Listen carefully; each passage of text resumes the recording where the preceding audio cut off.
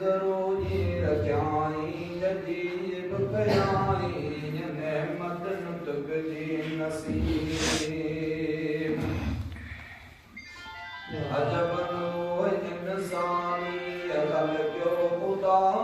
सबाजन सहवान दिया का जुदा या फर्द इंसानी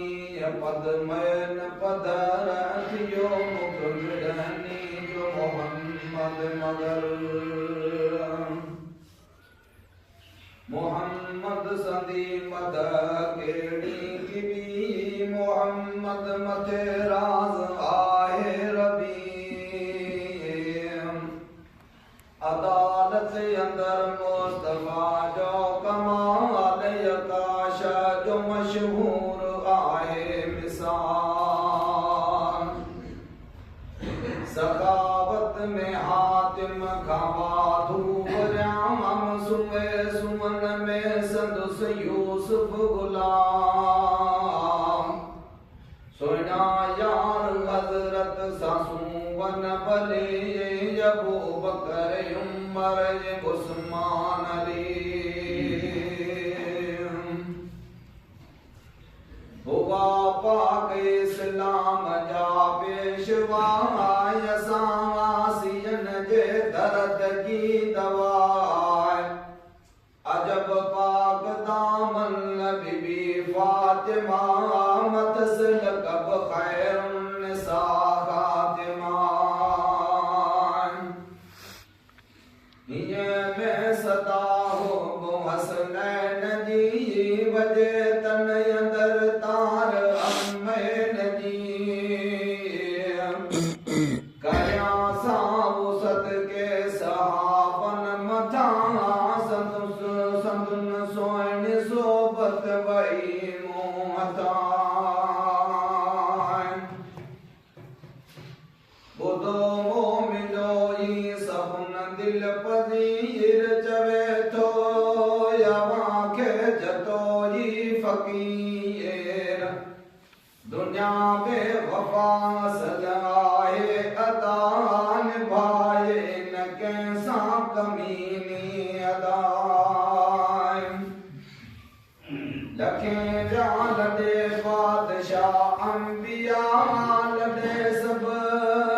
सुनी खाक हेठा वया कादे व्या सिकंदर जुन सुलेमा बई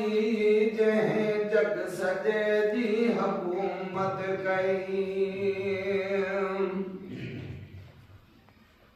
कादे शाहकारून व्यो थी कलम जे जे कुंजन जी हुई पूरी पदम कादे शाह फिरौन व्यो बेशरम जे थे आयो खुद खुदाई जो दम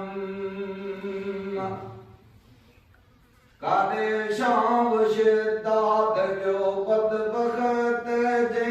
जग में जोड़ाइयो हो अबे कादे चले अंबिया ए औलिया हले सब सुनी खाक हेठा वया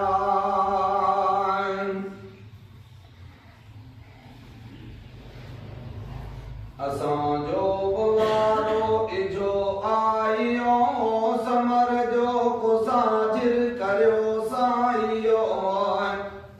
बिना समर जे अशर में की बो सुञाणे न जाथे अमड़े अबो हले कान क़यामत में कंहिंजी ठगी विंदो नफ्सी नफ्सी जो नारो लगी जदो जी जाने इया जान तू गुनाहन खपे जो पलज पाण तू करे गैर खे गुम गुलाम रसूल मोहम्मद मथे पढ़ तू कलमू कबूल